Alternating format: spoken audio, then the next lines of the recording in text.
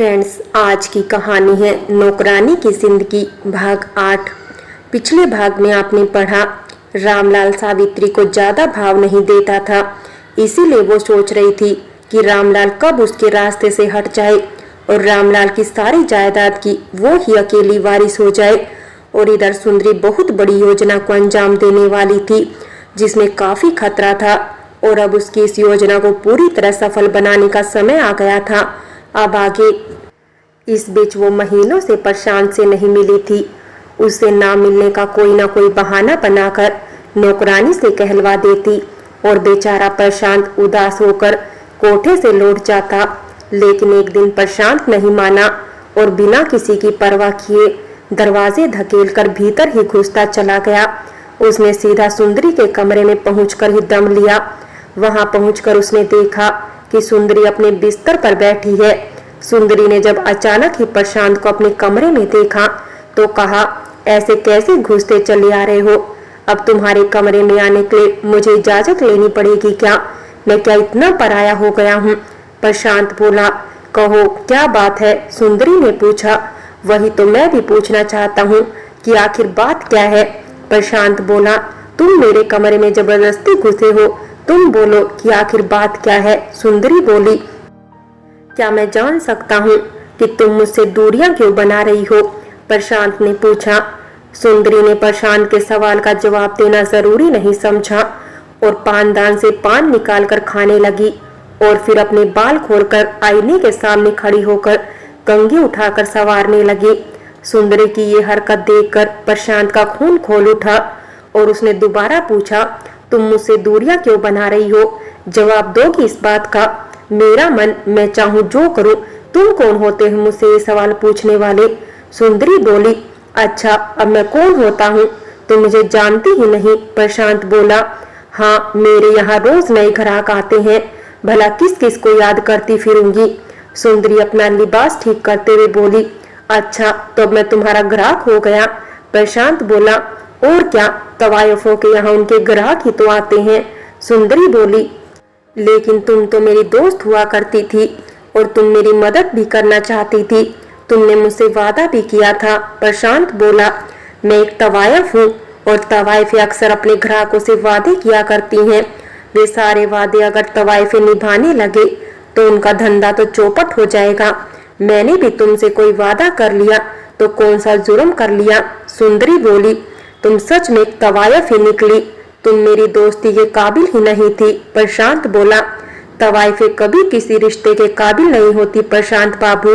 वो ना तो किसी की बीवी बन सकती है, ना किसी की बहन बन सकती है और ना ही किसी की वफादार दोस्त। सुंदरी बोली। इसका मतलब तुम्हें अपना वादा भी याद नहीं है? कहीं तुम्हें ये तो नहीं लगने लगा कि रामलाल तुम्हारा बाप है तो उसके प्रति तुम्हारे मन में दया पनप गई हो, या फिर तुम्हें रुपयों का लालच आ गया हो? तुम कहीं उससे मिन्नतें तो नहीं कराई कि तुम उसकी बेटी हो और वो तुम्हें अपने घर में पनाह दे दे? प्रशांत गुस्से से बोला। तुम्हें यही लगता है तो यही सही, वो मेरा बाप है और यही सच्चाई है। मुझे भी दौलत चाहिए और एक इज्जत भरी जिंदगी चाहिए और ऐसी जिंदगी मुझे मेरा बाप ही दे सकता है, तो क्यों ना मैं उसके पास ही लौट जाऊं? तुम क्या दे सकते हो मुझे? कुछ भी नहीं। तो मैं तुमसे किए हुए वादे क्यों याद रखूं? आखिर तुम्हारा मेरा रिश्ता ही क्या है? हमारे बीच केवल तवायफ और ग्राहक का रिश्ता है। सुंदरी बोली। सुंदरी, ईश्वर साक्षी है कि मैंने तुम्हें कभी भी हाथ लगाया हो। मैं नशे में भी रहता था तब भी तुम्हें मैंने छूने की कोशिश नहीं की। मैं तो तुम्हारे पास केवल अपना दर्द हल्का करने आता था, अपने गम बांटने आता था। तुम मुझे समझती थी, इसीलिए मेरी बातें सुनती थी। तो मुझे लगता था कि मुझे एक दोस्त मिल गई, लेकिन तुम जो दिखती थी तुम बिल्कुल भी वैसी नहीं हो। आखिर तुमने ये दिखा ही दिया कि तुम एक धंधे वाली हो जिसका कोई भी ईमान धर्म नहीं है, जो पैसे के लिए कितना भी गिर सकती है। थू है तुझ पर और तेरी दोस्ती पर। मैं आज के बाद कभी भी यहाँ पर कदम नहीं रखूंगा। आज से तुम मेरे लिए मर गई। और इतना कहकर प्रशांत वहां से चला गया। प्रशांत के जाने के बाद सुंदरी खुद को रोक नहीं पाई और फूट फूट कर रो पड़ी। सुंदरी को ऐसे देखकर उसकी नौकरानी ने पूछा, दीदी, अभी तो आप उसे इतना बुरा बुरा कह रही थी और अब उसके जाने पर इतना रो रही हैं। तब सुंदरी बोली, एक सच्चा दोस्त खोने का क्या गम होता है, तू नहीं समझेगी, मैं क्यों नहीं समझूंगी भला, नौकरानी बोली। बस ऐसे ही। और फिर सुंदरी ने नौकरानी से कहा, मैं आज दिन भर अपने कमरे में रहूंगी, कोई भी आए तो कह देना कि उनकी तबीयत ठीक नहीं है। जी दीदी। और फिर नौकरानी इतना कहकर सुंदरी के कमरे से चली गई। नौकरानी के जाते ही सुंदरी बिस्तर पर लेट गई। उसका मन अच्छा नहीं था। उसने आज प्रशांत को बहुत उल्टा सीधा कहकर उसका दिल दुखाया था, लेकिन उसकी मजबूरी है, उसे अपनी योजना से प्रशांत को किसी भी हालत में दूर ही रखना होगा। वो प्रशांत को अपनी योजना में कतई शामिल नहीं करेगी। उसकी अभी उम्र ही क्या है, उसकी सारी जिंदगी उसके सामने पड़ी है।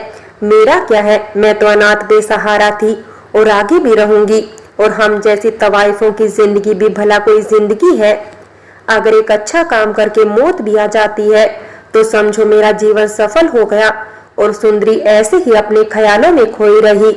इधर प्रशांत जब उदास सा गलियों में घूमता रहा, उसका मन बहुत ही अशांत था। उसे ऐसे में अपनी माँ सरिता की याद आ गई और वो अपने घर की ओर चल पड़ा। वो जब घर पहुंचा तो सरिता को देखकर बोला, माँ तू मेरे साथ बात करेगी? हाँ हाँ मेरे बच्चे, बोल क्या बात है? सरिता ने पूछा। माँ मैं सुंदरी को अपना दोस्त समझता था, लेकिन उसने मुझे दोस्ती के नाम पर छला है। प्रशांत बोला। क्या हुआ बेटा, तू इतना उदास क्यों है आज? सरिता ने पूछा। माँ उसने आज मेरी बहुत बेइज्जती की। प्रशांत बोला। बेटा तवाइफें किसी की नहीं होती, कोई बात नहीं, अब तो तुझे अकल आ गई ना। सरिता बोली। लेकिन मैं अब गोपी की मौत का बदला नहीं ले पाऊंगा माँ। प्रशांत बोला। कोई बात नहीं बेटा, ऊपर वाला सबको उसके किए की सजा देता है, ऐसे ही गोपी के हत्यारों को भी सजा जरूर मिलेगी। सरिता बोली। तो क्या मैं ऊपर वाले की मदद के आसरे यूं ही हाथ पे हाथ धरा बैठा रहूं? प्रशांत बोला। हमारे पास इसके सिवा कोई और रास्ता भी तो नहीं है। वे बहुत ही ताकतवर लोग हैं, हम उनका कुछ भी नहीं बिगाड़ सकते। सरिता बोली। इसलिए मैं घर नहीं लौट रहा था, मुझे मालूम था कि तुम ऐसा ही कहोगी। प्रशांत बोला। बेटा मैं तुझे खोना नहीं चाहती, इसीलिए कहती हूँ तुम लोगों से दूर रह। सरिता बोली। तुम कुछ भी कहो माँ, लेकिन मैं यूं ही चुप होकर कैसे बैठ सकता हूँ? प्रशांत बोला। बेटा कुछ दिन रुक जा, सब्र रख, उन पापियों को जरूर सजा मिलेगी। सरिता बोली। लेकिन माँ गोपी को इंसाफ कब मिलेगा? प्रशांत बोला। मिलेगा बेटा, जरूर मिलेगा, तू थोड़ा सा धीरज रख। सरिता बोली। मेरी आत्मा झटपटा रही है कि कब उन पापियों का सर्वनाश हो। प्रशांत बोला। बेटा उसके घर में देर है लेकिन अंधेर नहीं, बस तू हिम्मत मत हारना। जब इतने दिन शांत रहा तो कुछ दिन और सही। सरिता बोली। तुम कहती है तो ठीक है। प्रशांत बोला। और हाँ तू फालतू घर में पड़ा रहता है, इसलिए मैंने सेवक लाल से बात कर ली है, तू कल उसके गैराज पर जाकर काम करेगा, जिससे तेरा ध्यान इधर उधर नहीं भटकेगा, 4 पैसे भी कमा लेगा। सरिता बोली। तुम कहती है तो मैं काम पर चला जाऊंगा। प्रशांत बोला। और फिर प्रशांत ने गैराज का काम पकड़ लिया। वो दिन भर वहां व्यस्त रहता तो इतना थक जाता कि रात को घर आकर चुपचाप खाना खाकर सो जाता। उसे ऐसे शांत देखकर अब सरिता के कलेजे को ठंडक मिल गई थी और अब उसकी शादी के लिए ढंग की लड़की तलाशने लगी। और उधर सुंदरी की योजना को अंजाम देने का वक्त आ गया था। उसने पूरी योजना को ठीक से क्रमबद्ध किया और ये भी सोच लिया था वो अगर पकड़ी गई तो उसका क्या हास्य होने वाला था। लेकिन उसे अब अपनी फिक्र नहीं थी।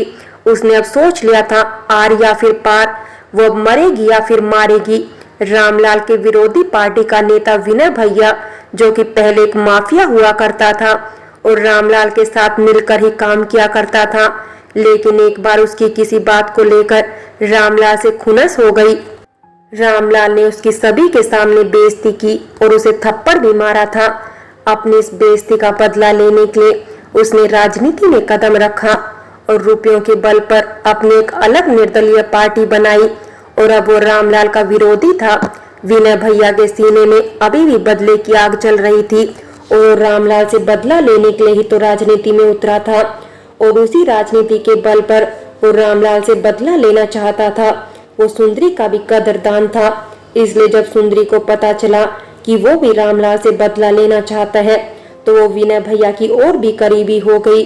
दोनों की योजना थी कि आज की रैली में सुंदरी बूढ़ी औरत का वेश धरकर जाएगी और रामलाल को तब माला पहनाएगी जब वो अपना भाषण खत्म करके अपने हेलीकॉप्टर में बैठकर जाने वाला होगा और उस माला में बम होगा। उस बम का रिमोट सुंदरी के हाथ में होगा। जब रामलाल अपने हेलीकॉप्टर में बैठ जाएगा और हेलीकॉप्टर जैसे ही उड़ान भरेगा तब सुंदरी रिमोट दबा देगी और आज दोपहर 2 बजे तक रामलाल रैली में लोगों को संबोधित करने वाला था। इधर सुंदरी अपनी तैयारियों में लगी हुई थी। विनय के कुछ खास आदमी सभी चीजों का ख्याल रख रहे थे। सुंदरी पर भी खास निगरानी रखी जा रही थी कि वो कहीं अपनी योजना से मुकर ना जाए। लेकिन सुंदरी को भी आज अपना इंतकाम लेने का बेसब्री से इंतजार था। वो अपना वेश बदलकर बिल्कुल तैयार थी। रामलाल का हेलीकॉप्टर आया। रामलाल सावित्री के संग हेलीकॉप्टर से उतरा। लोगों ने तालियों से उसका स्वागत किया।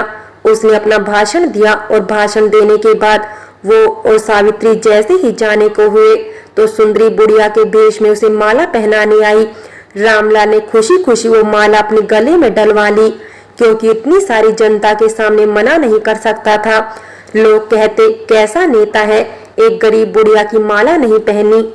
फिर फौरन ही रामलाल ने माला उतारकर अपने हाथ में ले ली।